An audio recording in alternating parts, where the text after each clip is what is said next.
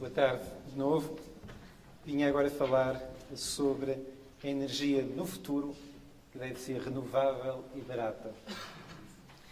Vivemos um momento muito especial, um momento de grandes oportunidades. Temos hoje a oportunidade única de fazer história, de marcar o futuro com as nossas ações. O mundo precisa urgentemente de energia, de fontes renováveis. O mundo precisa de ser olhado de uma outra forma. Não temos que ser pobres, verdes e escravos.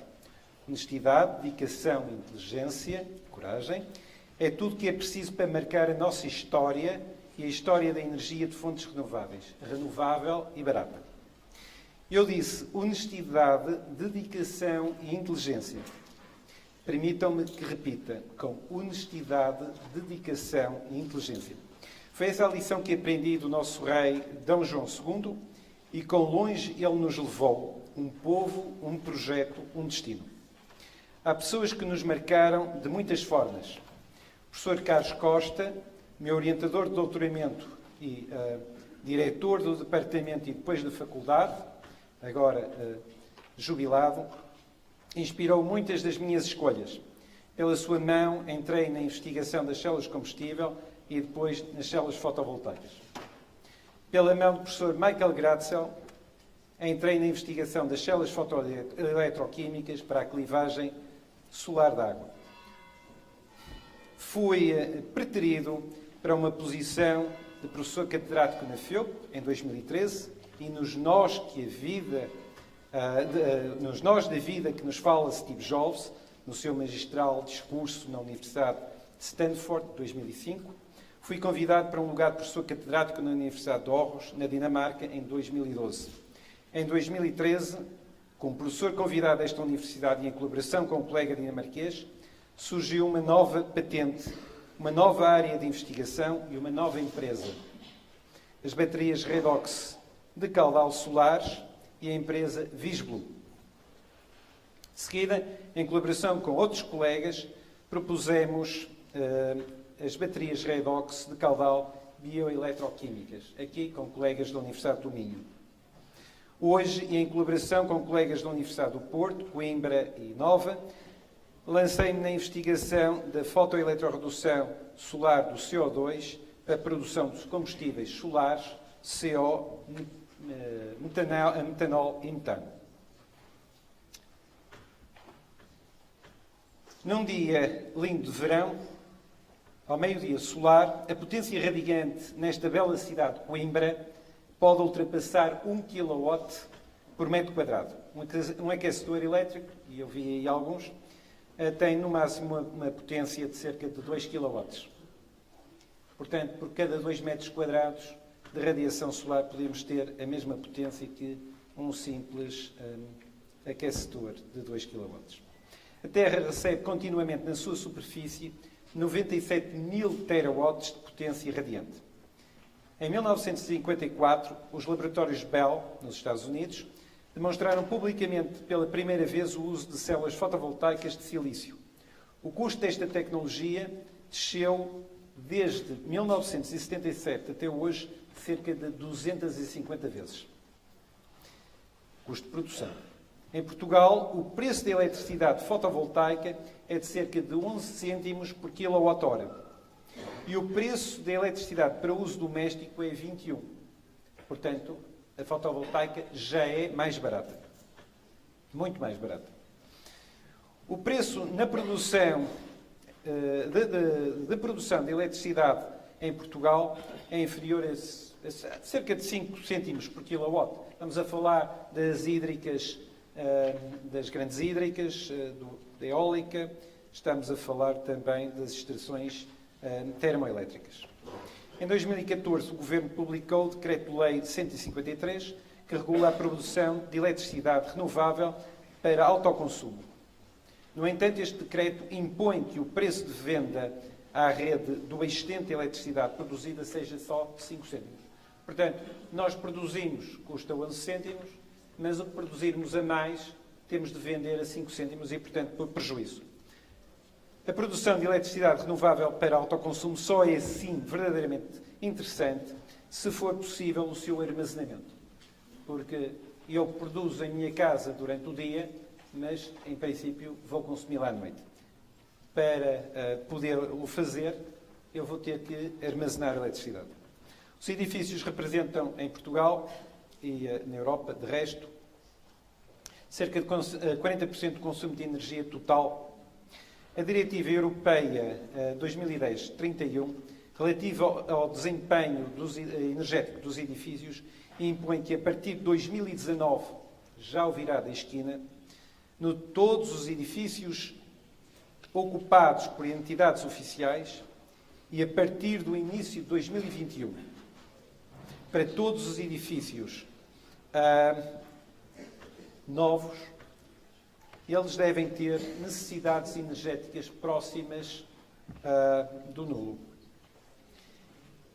Impõe ainda que uma fração elevada desta energia seja produzida localmente a partir de fontes renováveis. Portanto, já a partir de 2019, para todos os edifícios ocupados por entidades públicas, oficiais, e a partir de 2021, para todos os novos edifícios, eles têm de ter um consumo não renovável de energia próximo do zero.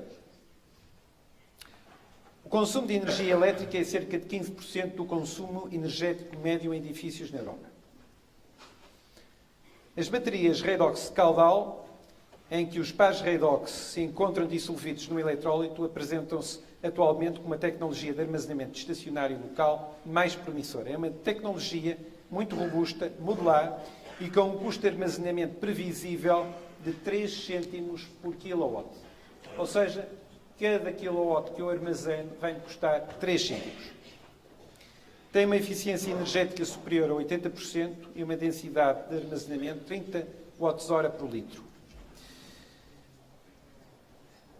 Mas é possível, e já foi proposto, que estas baterias pudessem ter a mesma capacidade de armazenamento que as de lítio, mas usam, de facto, uma forma diferente de armazenar, armazenam-na num líquido, num eletrólito.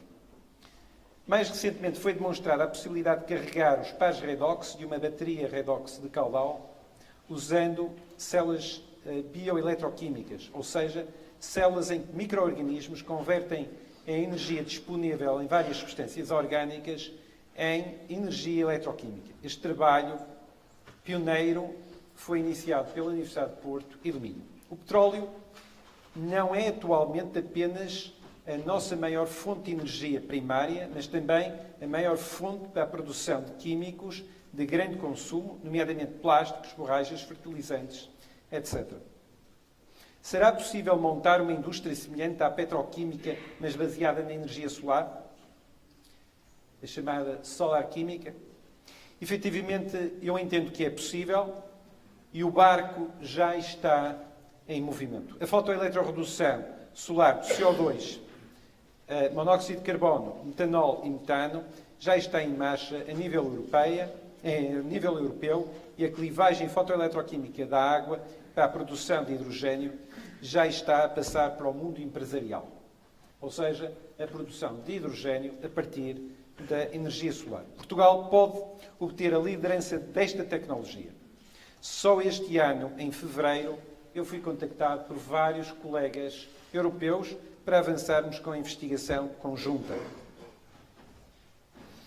A conversão de energia solar e CO2 em químicos de base não é possível, não é apenas possível, como desejável e barata.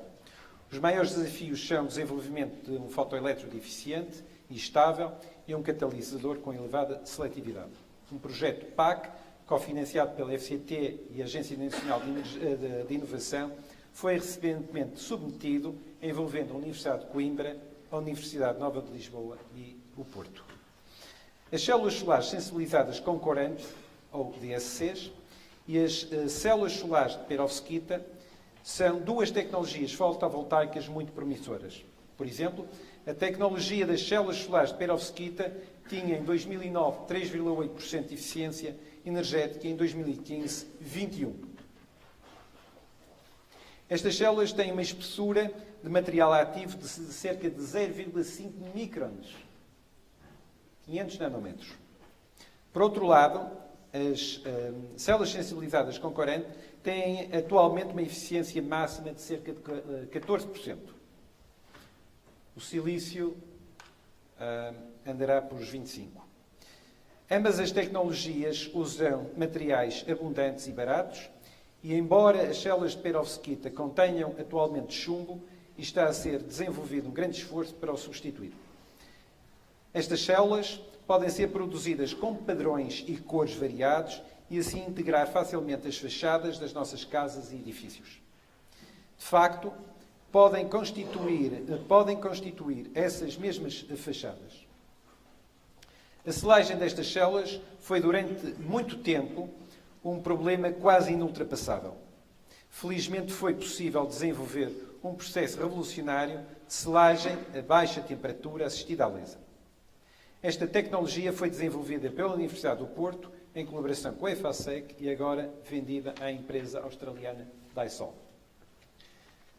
As células sensibilizadas com corante e as células perovskitas prometem provocar uma nova queda nos preços dos painéis fotovoltaicos. Eu questiono-me neste momento, será que em Portugal é possível ir mais além do cabo bujador das energias renováveis? Ultrapassar o cabo das tormentas, tornando Boa Esperança? Estão em crer que o nosso infante Dom Henrique financiaria esta empreitada, tornar Portugal líder mundial nesta área do conhecimento e da tecnologia. Quando o nosso capitão Vasco da Gama chegou à Índia, tinha por trás um exército bem lubrificado de colaboradores. Falo da visão única do nosso rei Dom João II, do espião Pedro da Covilhã, homem genial e de muitos talentos, mas falo também da justiça e da economia, dos desenvolvimentos na engenharia alimentar, que criou, por exemplo, entre outras coisas, o bacalhau, que nós tanto apreciamos, especialmente no Natal, mas não só, as bolachas e outros alimentos que alimentaram, de facto, os nossos navegadores. Falo das florestas de árvores plantadas para alimentarem uma indústria naval pujante. Falo da geografia. Falo da tecnologia de orientação. Não era GPS, mas era o melhor GPS que na altura existia. Falo da tecnologia de propulsão, velas, e nas tecnologias de armamento, das engenharias. Falo da biologia, da química, da física, da matemática, das letras, da filosofia e das artes.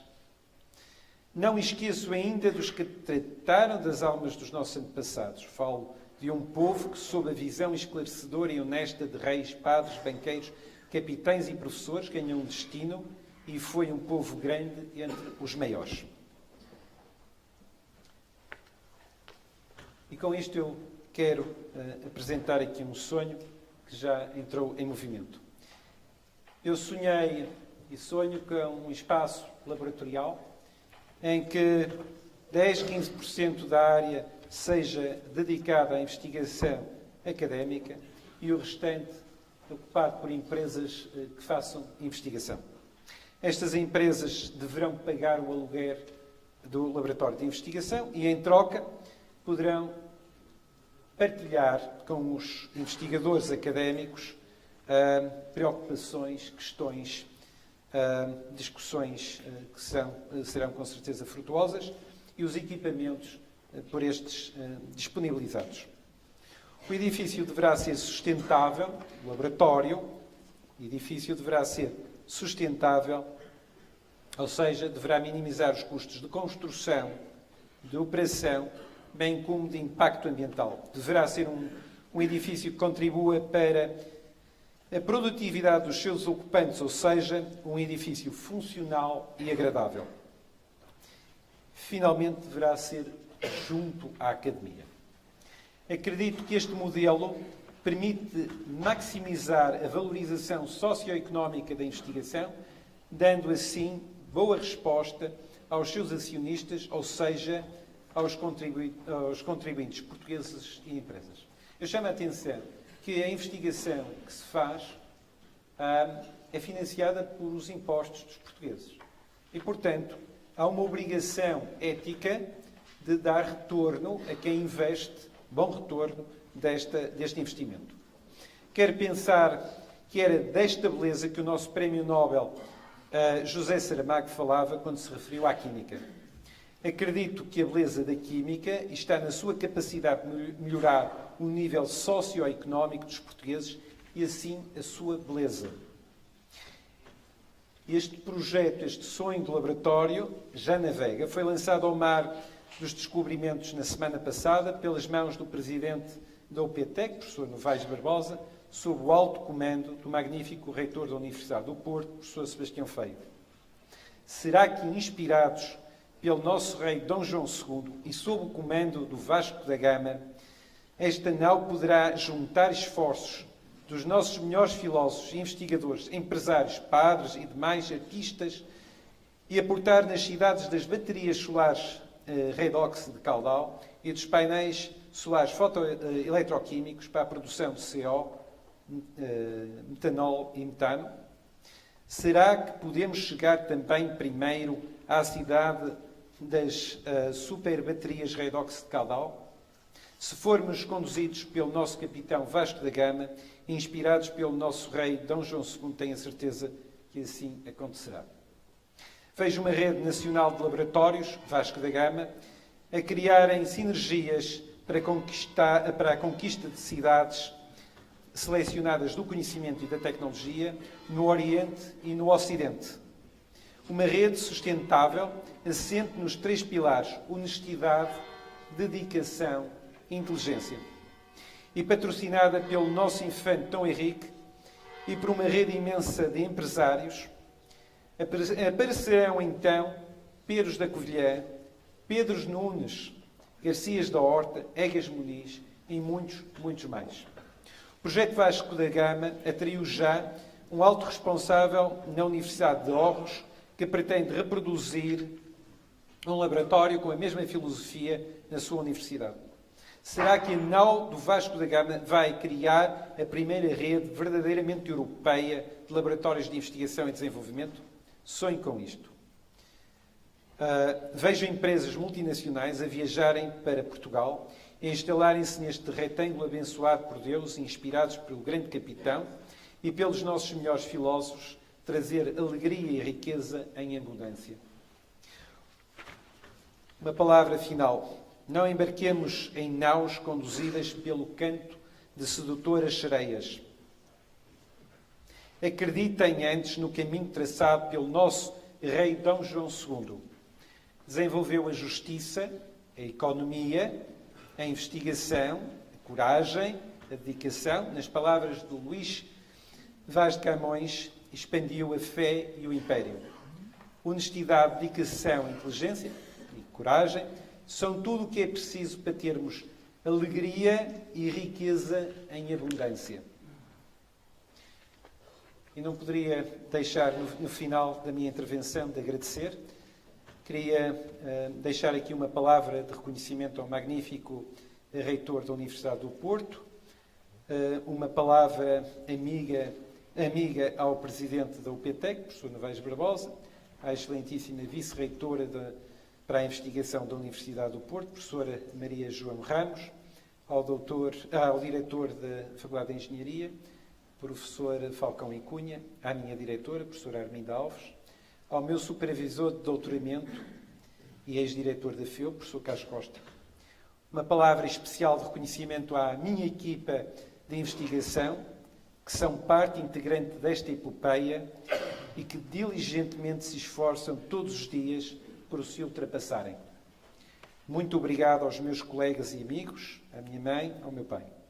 Ao magnífico Sr. Reitor da Universidade de Coimbra, professor João Gabriel Silva, muito obrigado pela sua inspiração.